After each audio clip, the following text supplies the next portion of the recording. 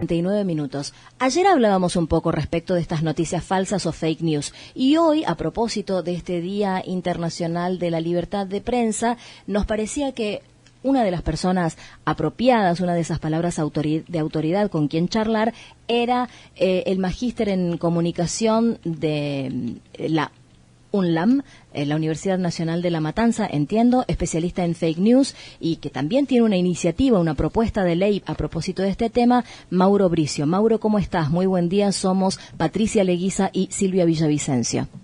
Hola, ¿qué tal? Buenos días. ¿Qué tal, compañeras? ¿Cómo andan? ¿Cómo va? Muy buen día. Bueno, en principio queríamos que nos contases alguna reflexión a propósito de este Día Internacional sobre la libertad de expresión. Bien, bueno, primero que es un día muy importante, una libertad de expresión que claramente se encuentra vinculada a la democracia, a esa lucha por recuperar nuestros derechos y que obviamente en contextos de autoritarismo se pierde.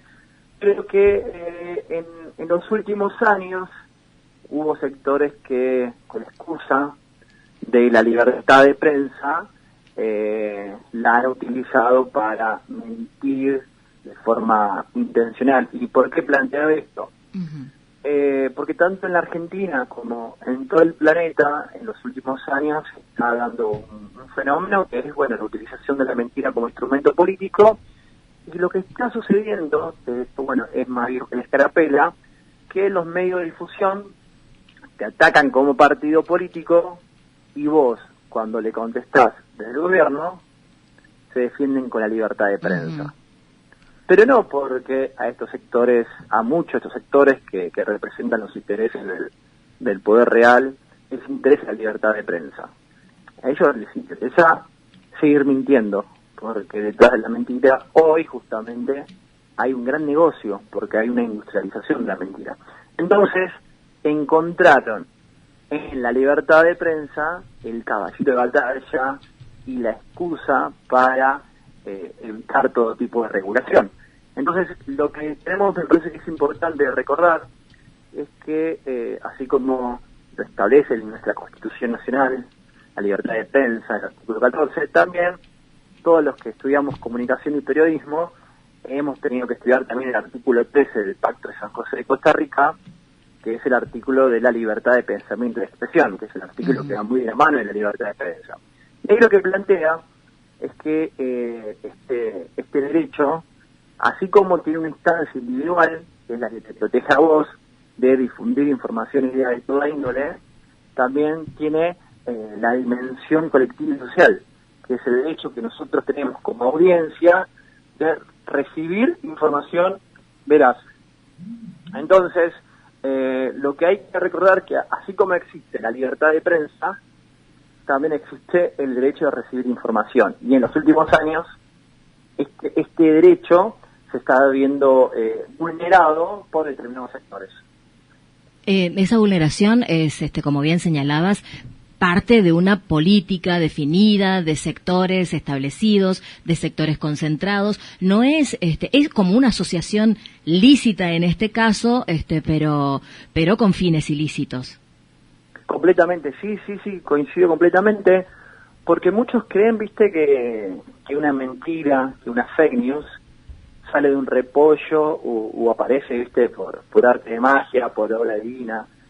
Y la realidad es que detrás de una fake news hay toda una comunidad organizada de operadores, donde vos tenés operadores, directores, periodistas, editores, CEOs, que son todos responsables de esta mentira, porque esta mentira, para que se difunda a la velocidad en la que hoy se difunde, bueno, vos necesitas un trabajo en paralelo multicapa, donde por un lado tenés a los medios tradicionales de difusión, pero al mismo tiempo tenés las redes sociales que están fogoneando esa noticia al mismo tiempo. Uh-huh. Por eso no es casualidad que cuando determinado tema se instala en la agenda o lo escuchamos en la radio, al mismo tiempo está haciendo tendencia, por ejemplo, en las redes sociales. Uh-huh. Entonces, es esto que decís vos, ¿no? Es esta comunidad organizada para realizar un ilícito, porque y esto es algo que tenemos que saber, y a veces creo yo que cometemos el error de ser bastante soberbios y pedantes y creer que todos saben lo que es una fake news. Claro. Y ahí estamos en un problema grande, porque una cosa es una noticia falsa, Sí. que vos, yo, digo, todos los compañeros, uno la puede reproducir, pero por error involuntario. Digo, ¿a quién no nos pasó alguna vez haber compartido una mentira? Sin querer, obviamente. Sí. Distinto es cuando vos compartís intencionalmente una noticia que vos de antemano ya sabés que es falsa. Es falso. Claro. Que Claro. significa que alguien te está financiando, que vos estás utilizando la mentira para operar en contra de alguien. Bueno, eso es una fake news. Y Claro. hay sectores que la utilizan para hacer daño. Y estamos en pleno año electoral. Y mi pregunta, ¿es la mentira política diferente de otras clases de mentiras? Sí, completamente, porque además es la que más daño provoca. Mirá, digo, pensemos cuando fue el Mundial, bueno, hace poquito que salimos campeones, digo, hubo algunas noticias falsas. Las que más recuerdo eran las que vinculaban a Rodrigo de Paul con que se había lesionado, no iba a jugar el partido contra Países Bajos, me acuerdo, pero bueno, era dentro del fútbol, no tenía ningún tipo de repercusión a nivel democrático, social y ciudadano. Distinto es cuando se utiliza la mentira en un contexto electoral como en el que estamos, con las consecuencias que tiene, porque cuando hay tantas noticias falsas en un contexto electoral, se rompen todos los acuerdos que una sociedad necesita para vivir en los términos de una comunidad organizada. Se rompe la democracia, se debilita nuestro rol como ciudadano a la hora de ejercer nuestro deber cívico. De hecho, esto también lo diagnostica el Papa Francisco en la encíclica Fratelli Tutti, donde él habla de cómo las mentiras, que claramente como instrumento político afectan fuertemente a la sociedad y a la democracia. Y el mejor ejemplo, creo yo, fue las elecciones el año pasado en Brasil, donde vimos, producto de la cantidad de mentiras que había en ese contexto donde se enfrentó Lula contra Bolsonaro, llegó un momento que Lula tuvo que salir a decir que era mentira, que él había hecho un pacto con el diablo, de que si ganaba las elecciones iba a cerrar todas las iglesias. Digo, para que uno tenga idea, el nivel de las mentiras, que tuvo que salir a aclarar que era falso, que había hecho un pacto con el diablo. Bueno, a partir de ahí, el Tribunal Superior Electoral brasileño lo que hizo fue aplicar importantes sanciones económicas de hasta $20.000 para aquellos que difundan este tipo de información falsa sobre un candidato político. La realidad es que las noticias falsas son peligrosísimas, ya sea porque afectan a la salud física, a la salud mental, generan un daño irreparable sobre las personas, atentan contra los sueños de vida de los pibes, pero principalmente por el daño que le generan a la democracia. Por eso yo lo que intento plantear es que dejemos un poco de lado todos nuestros sesgos políticos e ideológicos que tenemos e intentemos cuidar entre todos la democracia. Te pregunto, perdón, Mauro, las dudas son peligrosísimas. Claro. Te pregunto porque vos tenés un proyecto respecto de no de la limitación, sino de organizar esta historia de las mentiras dichas con la voluntad de engañar a las audiencias. ¿Qué tan permeable ha sido el sector político, más allá de las ideologías, como decís, y de las pertenencias partidarias, con la iniciativa? Y sobre todo, ¿qué tan permeables han sido los compañeros y compañeras de la comunicación? No digo los operadores, porque bueno, eso ya sabemos, pero digo los periodistas, los y las periodistas. Mirá, recibí mayor cantidad de adhesiones por parte de periodistas que por parte de los dirigentes. De hecho, así como me han hablado a favor de esta iniciativa periodistas de la TV pública, de C5N, también lo han hecho periodistas de Clarín, periodistas de TN, digo, para que uno entienda, es como que está por encima de la grieta, ¿viste? Porque si no todo queda como hiper separado en medio. Claro. Eso es como por encima de la ideología. Obviamente hay sectores que quieren demonizarlo diciendo que es un proyecto ultra kirchnerista, y la realidad no es así. Sí, desde el punto de vista de las adhesiones de los dirigentes, ahí costó muchísimo más, porque te vuelvo a repetir,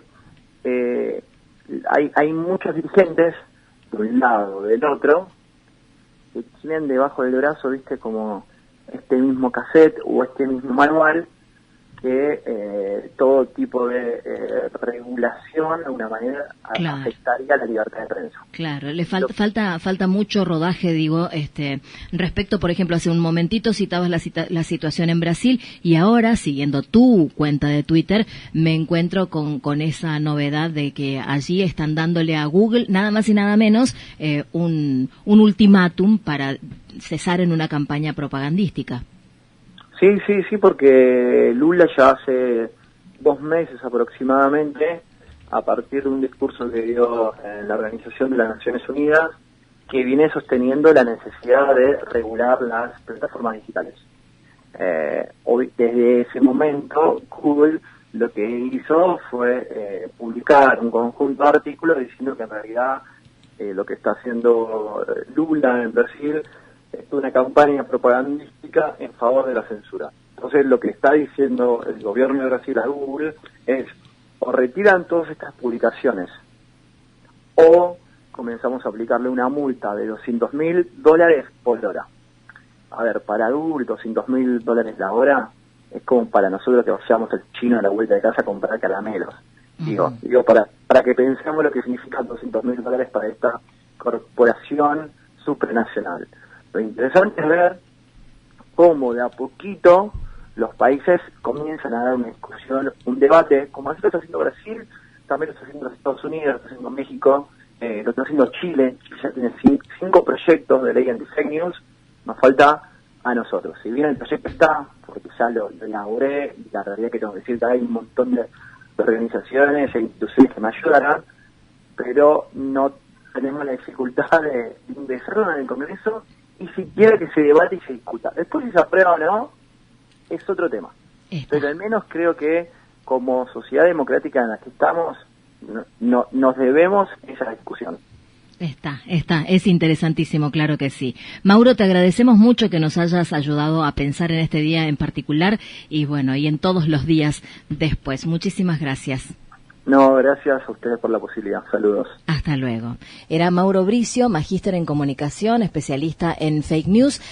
Hablábamos un poco de qué trata esta iniciativa de ley anti-fake news.